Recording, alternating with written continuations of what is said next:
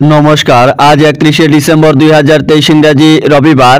আজ সকালের কয়েকটি গুরুত্বপূর্ণ সংবাদে আমি রাজেশ সাবর আপনাদের স্বাগত জানাই। বিস্তারিত সংবাদে যাওয়ার আগে আপনাদের কাছে অনুরোধ, চ্যানেলে নতুন হলে সাবস্ক্রাইব করে পাশের বেলটি বাজিয়ে রাখবেন। ফেসবুক পেজে নতুন দেখে থাকলে পেজটি লাইক ও ফলো করে ভিডিওটি অবশ্যই শেয়ার করে দেবেন, যাতে গুরুত্বপূর্ণ সংবাদগুলি সবাই জানতে পারেন। এবারে বিস্তারিত সংবাদ। রাম শুধু হিন্দুদের নন, গোটা বিশ্বের, বললেন ফারুক আব্দুল্লাহ। রাম শুধু হিন্দুদের নন। অযোধ্যায় রাম মন্দিরের উদ্বোধন ঘিরে নানা প্রস্তুতির মধ্যেই তাৎপর্যপূর্ণ মন্তব্য করলেন জম্মু কাশ্মীরের প্রাক্তন মুখ্যমন্ত্রী ফারুক আব্দুল্লাহ। তার কথায়, রাম হচ্ছে ভালোবাসা, ভ্রাতৃত্ব এবং ঐক্যের প্রতীক। একে অপরকে যাতে ভালোবাসেন সেই বার্তা দিয়ে গেছেন শ্রীরাম। তাই তিনি কেবলমাত্র হিন্দুদের পূজ্য দেবতা নন, গোটা বিশ্বের। গতকাল ন্যাশনাল কনফারেন্সের প্রধান বলেন, যারা এই মন্দির গড়ে তুলতে অক্লান্ত পরিশ্রম করেছেন তাদেরকে অনেক অভিনন্দন। রাম সৌভ্রাতৃত্ব, ভালোবাসা ও একতার কথা বলতেন। তিনি সব সময় দুর্গতদের সাহায্য করতেন। জাতি ধর্ম নির্বিশেষে ছাপিয়ে পড়া মানুষের উন্নয়নের জন্য কথা বলেছিলেন। কোনো সময় তাদের ধর্ম, বর্ণ, ভাষা নিয়ে প্রশ্ন তুলতেন না।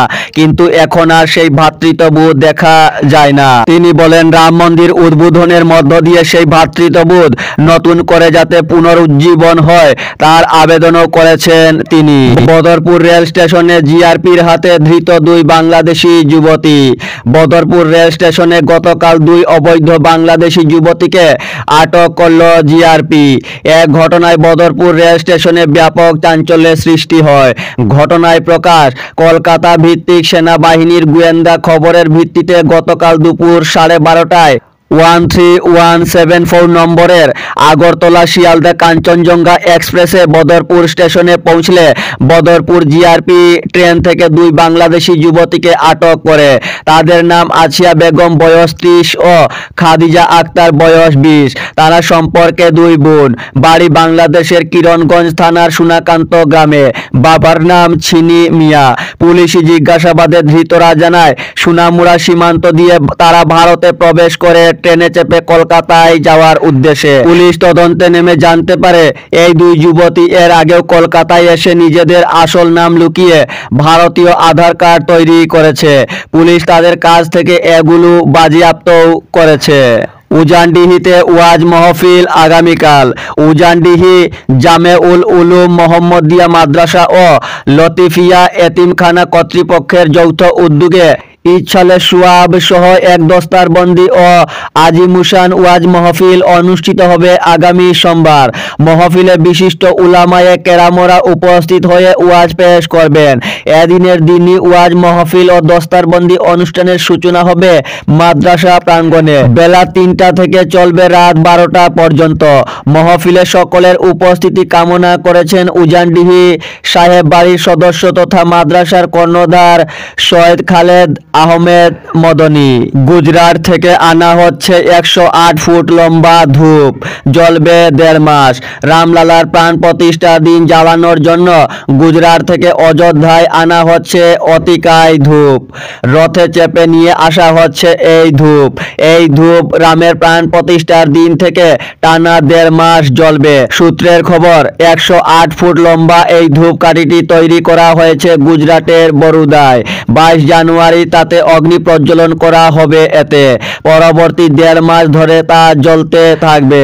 জানা গিয়েছে, পঞ্চগব্য ও যজ্ঞের সামগ্রী ব্যবহার করে ধূপকাঠিটি তৈরি করা হয়েছে। এর ওজন 3500 কেজি। খরচ পড়েছে 5 লক্ষ টাকা। তৈরি করতে সময় লেগেছে 6 মাস। 110 ফুটের রথে করে নিয়ে আসা হচ্ছে ধূপটিকে। রাম মন্দিরের গর্ভগৃহে বসবে রামলালার শৈশবকালের মূর্তি, চূড়ান্ত সিদ্ধান্ত ট্রাস্টের। 22 জানুয়ারি উদ্বোধন হবে অযোধ্যার রাম মন্দির। রাম মন্দিরের জন্য 3টি মূর্তি তৈরি করা হয়েছিল। তার মধ্য থেকে একটি মূর্তি বাছতে শুক্রবার বৈঠকে বসেছিল রাম জন্মভূমি তীর্থক্ষেত্র ট্রাস্ট। বৈঠকে রামলালার শৈশবকালের মূর্তিটি রাম মন্দিরের গর্ভগৃহে বসানোর সিদ্ধান্ত নেওয়া হয়েছে। প্রতিকূল পরিস্থিতিতেও দেশকে সুরক্ষিত রেখেছেন মোদি।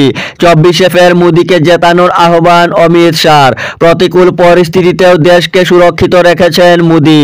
9 বছর মোদি সরকারের বিভিন্ন পদক্ষেপের কথা তুলে ধরে 24 লোকসভা নির্বাচনে ফের বিজেপিকে জেতানোর আহ্বান জানিয়েছেন স্বরাষ্ট্রমন্ত্রী অমিত শাহ। তিনি বলেন, প্রধানমন্ত্রী মোদির সময়েই ভারত পাকিস্তানে বিমান হামলা চালায়। অমিত শাহ দাবি করেন, 2014 সালের আগে দেশের সীমান্ত সুরক্ষিত ছিল না। গুজরাটের মুখ্যমন্ত্রী দেশের প্রধানমন্ত্রী হওয়ার পরেই বদলে যায় ছবিটা। তাই দেশের এই পরিবর্তন যাতে অব্যাহত থাকে সেজন্য 24 সাধারণ নির্বাচনে নরেন্দ্র মোদীকে ফের একবার প্রধানমন্ত্রী করার ডাক দেন অমিত শাহ।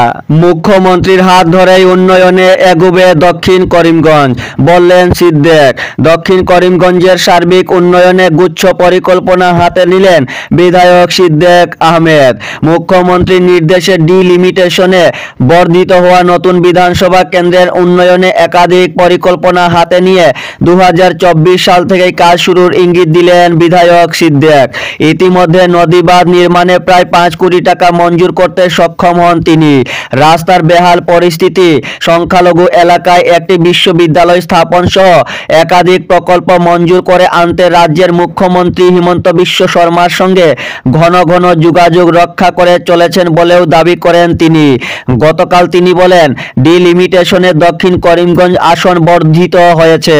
পাথারকান্দি, রাতাবাড়ী, উত্তর করিমগঞ্জ ও বদরপুর বিধানসভা কেন্দ্র থেকে বহু নতুন এলাকাকে দক্ষিণ করিমগঞ্জের সঙ্গে সংযোগ করা হয়েছে, যার ফলে 2024 থেকেই নতুন বিধানসভা কেন্দ্রের উন্নয়নমূলক কাজ শুরু করার পরিকল্পনা হাতে নিয়েছেন তিনি। বিধায়ক বলেন, পুরাতন উত্তর করিমগঞ্জ বিধানসভা কেন্দ্র থেকে যেসব এলাকা দক্ষিণ করিমগঞ্জ বিধানসভা কেন্দ্রের সঙ্গে একত্রীকরণ হয়েছে সেসব এলাকায় উন্নয়নমূলক কাজ করতে কঠোর পরিশ্রম করতে হবে, কারণ এতদ অঞ্চলে উন্নয়নের ছোঁয়া লাগেনি কখনো। কাটিগড়ায় রক্তক্ষয়ী সংঘর্ষ। ড্রাগস ব্যবসার বিরুদ্ধে প্রতিবাদ করার ঘটনাকে কেন্দ্র করে রক্তক্ষয়ী সংঘর্ষ ঘটে গেল কাটিগড়ায়।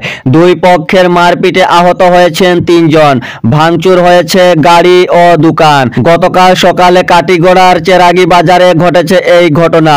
থানায় দায়ের করা হয়েছে মামলা, পাল্টা মামলা। জিজ্ঞাসাবাদের জন্য 2 জনকে আটক করেছে পুলিশ। প্রাপ্ত খবরে জানা গেছে, গতকাল সকাল 10টা নাগাদ দুই পক্ষের মারপিটের ঘটনায় কার্যত রণক্ষেত্রে রূপ নেয় কাটিগড়ার চেরাগি বাজার। এতে মেহবুবুর রহমান ওরফে হীরা, মল্লিক উদ্দিন ও জহর উদ্দিন নামের 3 জন লোক আহত হন। আহতদের মধ্যে হীরার অবস্থা সংকটজনক থাকায় তাকে কাটিগড়া মডেল হাসপাতালে প্রাথমিক চিকিৎসার পর উন্নত চিকিৎসার জন্য শিলচর মেডিকেল কলেজ হাসপাতালে স্থানান্তরিত করা হয়। অন্য 2 জনকে স্থানীয় হাসপাতালে চিকিৎসার পর রিলিজ করা হয়েছে। ভাঙচুর হয়েছে একটি মারুতি সুইফট সহ এক মিষ্টির দোকান। হেরোইন সহ লক্ষ্মীপুরে ধৃত 4। লক্ষ্মীপুরে মাদক বিরোধী অভিযান অব্যাহত রেখেছে পুলিশ ও আসাম রাইফেলস।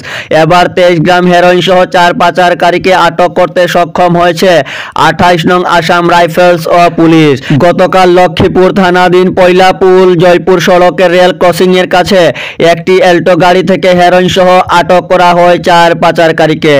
পরে অধিক তথ্যের জন্য ধৃতদের লক্ষ্মীপুর থানায় রেখে টানা জিজ্ঞাসাবাদ চালায় পুলিশ। জানা গেছে, ধৃতরা হলো কাটিগড়ার আব্দুল মান্নান বয়স 31, গুমরার আব্দুল মুনিম বয়স 49, কালাইনের তাজিম উদ্দিন বয়স 25 ও ইমরান হোসেন বয়স 23।